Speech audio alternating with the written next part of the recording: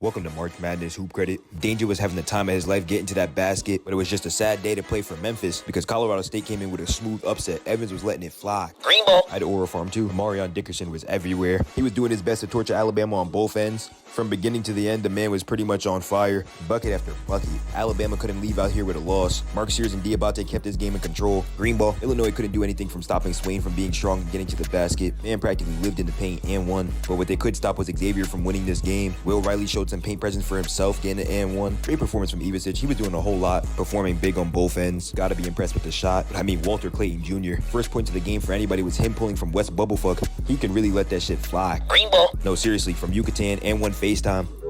And Elijah Martin brought the energy, throwing down the emphatic slam. Norfolk State tried their best to put up a fight. Christian Ings attacked that basket real strong. Darden definitely showcased the ability to get to the paint and finish. Flotation device. And plugging himself into the right positions, Chris Fields Jr. UNC got fried. First half was so bad they couldn't come back. Ole Miss's first three of the second half was the dagger. It's tragic. Padula had a great game alongside Dre Davis, who had an explosive first half. He didn't even shoot threes that well. Green ball. Oweh led Kentucky to a smooth win over Troy, just playing in his position, just always at the basket. The game was too far gone, but Miles Rigby tried his best to answer back in the second half. Josh Hubbard was out there putting a lot of pressure on Baylor, just scoring everywhere. But through the powers of Baylor being under the basket consistently, they were able to manage this game. Robert White was a very hard person to stop, and I just don't think you should give Langston Love this positioning. What a performance from Grant Foster, putting it all out there to try to help Grand Canyon. A real tough buzzer beater to end the half, but Maryland wasn't trying to hear that shit. Jacoby Gillespie and one. Here's him showing some connection with Julian Reese, who was just being an absolute force in the paint. I mean, Julian just went out there and positioned himself well. I mean, Donovan Dent at the basket.